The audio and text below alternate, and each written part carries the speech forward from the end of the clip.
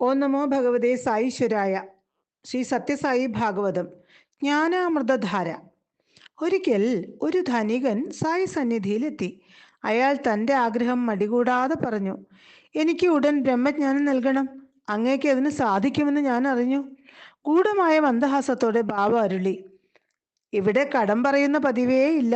ഇപ്പോൾ തന്നെ നിന്റെ ആവശ്യം നിറവേറ്റാം. മാത്രമല്ല, ഇവിടെ വരുന്നവരിൽ അധികവും രോഗശമനത്തിനും ഭാര്യാപുത്രാദികൾക്കും വേണ്ടിയും കണ്ണീരൊഴുക്കുന്നു. നീയാകട്ടെ ബ്രഹ്മത്തെ തേടുന്നു. ഇത്രയും പറഞ്ഞിട്ട് ബാബ സമീപം ഉണ്ടായിരുന്ന കുട്ടിയോട് ഒരു 5 രൂപ കടം വാങ്ങിക്കൊണ്ടുവരാൻ പറഞ്ഞു. കുട്ടി പോയി രൂപ കിട്ടാതെ മടങ്ങിയെത്തി. ബാബ പല ദിക്കിലേക്കും കുട്ടിയെ കടം വാങ്ങാൻ പറഞ്ഞയച്ചു. അവിടെ നിന്നൊന്നും ആ ബാലന് രൂപ കിട്ടിയില്ല. പണത്തിന് വേണ്ടിയായിരുന്നില്ല, ധനികനെ പഠിപ്പിക്കാൻ വേണ്ടിയായിരുന്നു ബാബ കുട്ടിയെ വെറുതെ ഓരോ സ്ഥലത്തേക്ക് അയച്ചത്. ധനികൻ അക്ഷമനായി. അയാൾ പറഞ്ഞു, ബാബ, എനിക്ക് ബ്രഹ്മജ്ഞാനം തരിക, എനിക്ക് പോകേണ്ടതുണ്ട്. ബാബ അരുളി, നിനക്ക് ബ്രഹ്മജ്ഞാനം നൽകാനുള്ള ശ്രമത്തിലാണ് ഞാൻ. നിനക്ക് അക്കാര്യം മനസ്സിലായില്ലേ? സായി തുടർന്നു, മഹത്തായ ആ ജ്ഞാനം ലഭിക്കാൻ അത്ര എളുപ്പമല്ല. അതിന് നീ നിന്നെ സമ്പൂർണ്ണ ഗുരുവിന് സമ്മാനിക്കണം. സായി വചനഗംഗ ഒഴുകാൻ തുടങ്ങി. ധനികനോട് ബാബ പറഞ്ഞു, ഇതുവരെ നിനക്ക് ബ്രഹ്മജ്ഞാനം നൽകാൻ ഞാൻ ശ്രമിക്കുകയായിരുന്നു. ആ മഹത്തായ ജ്ഞാനം വെറുതെ ലഭിക്കില്ല. അതിനായി നീ നിന്നെ തന്നെ ഗുരുവിന് കൊടുക്കണം. അതായത് നിന്റെ സമസ്തവും, പഞ്ചപ്രാണനും ഇന്ദ്രിയങ്ങളും അഹങ്കാരം, ബുദ്ധി, മനസ്സ് എന്നിവയും സമർപ്പിക്കണം. പരിപൂർണ വിരക്തനും ഒന്നിലും മനസ്സിലാക്കാത്തവനും ആയ ഒരുവനെ ബ്രഹ്മജ്ഞാനം നേടാനാകൂ. ഉത്തമമായ ആധ്യാത്മിക സംസ്കാരമുള്ളയാൾ പെട്ടെന്ന് അത് നേടുന്നു. അല്ലാത്തവർ അതിനായി ശാസ്ത്രങ്ങൾ തെളിച്ച വഴിയിലൂടെ സാവധാനം മുന്നേറണം. ചിലർ പക്ഷിയെപ്പോലെ പറന്ന് പെട്ടെന്ന് ഈ ലക്ഷ്യത്തിലെത്തും. ചിലരാകട്ടെ പടിപടിയായി കയറി അവിടെ ചെല്ലും.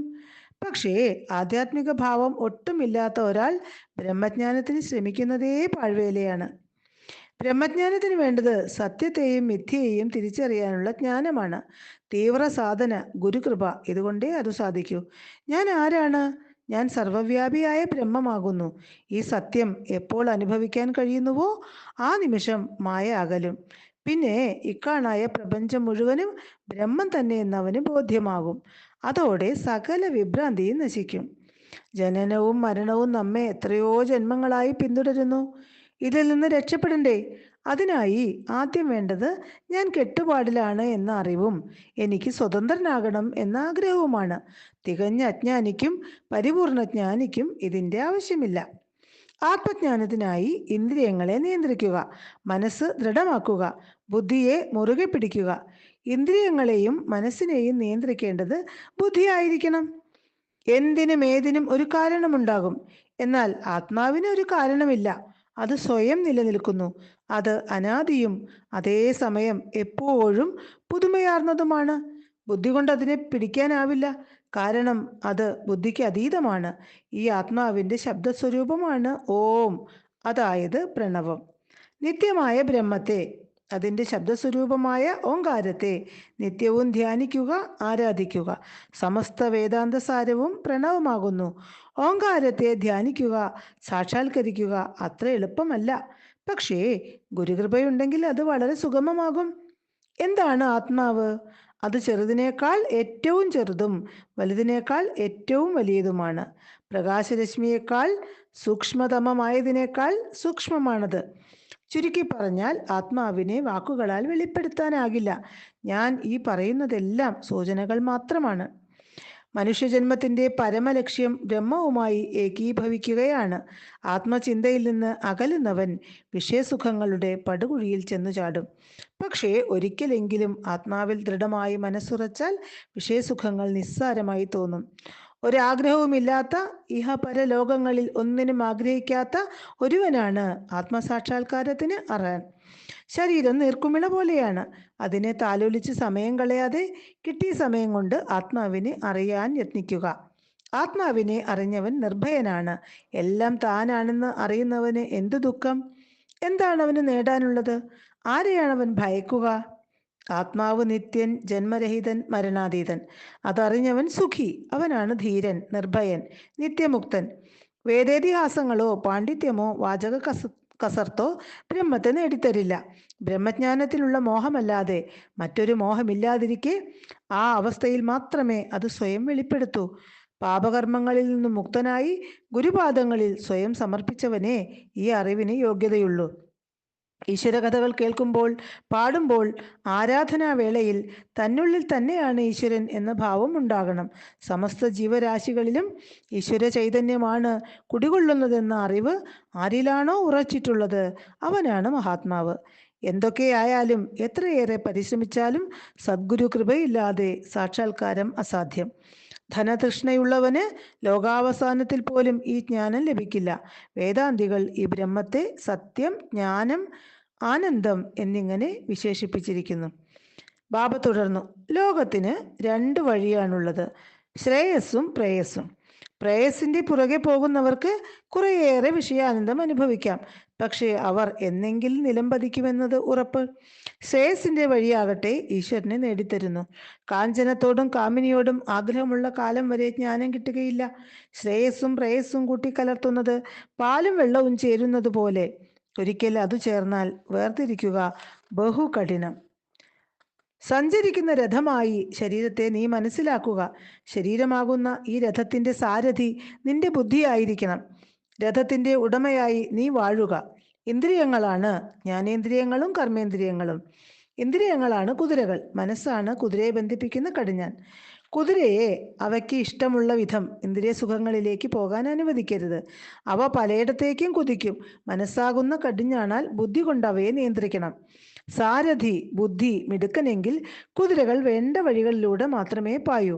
പക്ഷേ സാരഥി ബുദ്ധി കടിഞ്ഞാണിന്റെ മനസ്സിന്റെ നിയന്ത്രണത്തിനായാൽ എല്ലാം തകരാറിലാകും.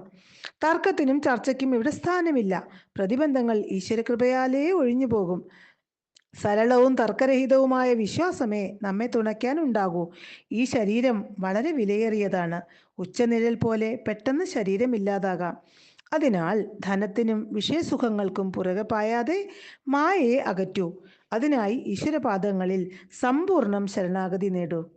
ഇതിനായി മനഃശുദ്ധി നേടുക. അതിനുള്ള വഴി ആചാര്യന്മാർ ഉപദേശിച്ച കർമ്മങ്ങൾ ചെയ്യുക മാത്രമാണ്. അങ്ങനെ അവർ നിർദ്ദേശിച്ച കർമ്മങ്ങൾ ചെയ്യുമ്പോൾ ചിത്തശുദ്ധി ഉണ്ടാകും. പരിശുദ്ധമായ ചിത്തം പെട്ടെന്ന് ജ്ഞാനാവസ്ഥയെ സ്വയം പ്രാപിക്കും. അതുവരെ ശാസ്ത്രങ്ങൾ അനുശാസിക്കുന്ന കർമ്മങ്ങൾ ചെയ്യുക തന്നെ വേണം. മായ പാമ്പിനെ പോലെ ചുറ്റിവരിഞ്ഞ് മുറുക്കുമ്പോൾ ഗുരുകൃപയില്ലാതെ ആർക്കാണ് അവളിൽ നിന്ന് രക്ഷപ്പെടാനാകുക? ഞാൻ 5 രൂപയ്ക്കായി പലയിടത്തും ആളെ വിട്ടപ്പോൾ നിന്റെ കീശയിൽ അതിൻ്റെ 50 ഇരട്ടി പണമുണ്ടായിരുന്നു. സായീശ്വരന്റെ വചനങ്ങൾ കേട്ട് ധനികൻ കീശയിൽ നിന്ന് പണമെടുത്ത് എണ്ണി നോക്കി. അവിടുന്ന് അരുളിയത് സത്യമായിരുന്നു. ധനികൻ അമ്പരന്നുപോയി. ലജ്ജയാലും വിഷമത്താലും അയാൾ ഉടനെ തൃപ്പാദത്തിൽ ശിരസണച്ചു. കരുണാനിധിയായ ബാബ തുടർന്നു, ധനത്തോടുള്ള നിന്റെ ആർത്തി ഒടുങ്ങണം. അല്ലാത്ത കാലം വരെ നിനക്ക് ബ്രഹ്മജ്ഞാനം ഉണ്ടാകില്ല. പക്ഷേ ധനതൃഷ്ണയെ കീഴടക്കുക ക്ലേശകരം തന്നെ. ധനതൃഷ്ണ ഇരുണ്ട അഗാധമായ കയമാണ്. ആ കയത്തിൽ ലോഭത്തിന്റെ ചുഴികളുണ്ട്. അഹങ്കാരത്തിന്റെയും പകയുടെയും മുതലകൾ അതിൽ പതിയിരിക്കുന്നു. ദുഃഖദുരിതങ്ങൾ നിറഞ്ഞതാണ് അവിടം. മോഹമകന്നവന് മാത്രമേ ആ കയത്തിൽ അപകടമേൽക്കാതെ നിലനിൽക്കാനാവൂ. അതുകൊണ്ട് നീ ആഗ്രഹങ്ങളെ ജയിക്കണം. ആഗ്രഹവും ബ്രഹ്മജ്ഞാനവും വിരുദ്ധങ്ങളാണ്. അവ ഒരിക്കലും ഒരുമിച്ചിരിക്കില്ല. ആഗ്രഹങ്ങൾ നിറഞ്ഞവന് ബ്രഹ്മത്തെ എങ്ങനെ ധ്യാനിക്കാനാവും? അവൻ എങ്ങനെ നിസ്സംഗതയും മുക്തിയും ലഭിക്കും? ആഗ്രഹങ്ങൾ മുറ്റി നിൽക്കുന്നവന്റെ സാധനകളും നിഷ്ഫലം. എത്ര പണ്ഡിതനായാലും ആഗ്രഹങ്ങൾ ഒടുങ്ങാത്തവനാണെങ്കിൽ അവന് ആത്മജ്ഞാനം വിദൂരത്തിൽ തന്നെ ആയിരിക്കും. സദാ പാപകർമ്മങ്ങൾ മുഴുകി ഇരിക്കുന്നവന് ഒരിക്കലും മനഃശാന്തി ലഭിക്കില്ല. ആത്മസാക്ഷാത്കാരത്തിനുള്ള അവന്റെ ശ്രമമെല്ലാം പാഴാകും.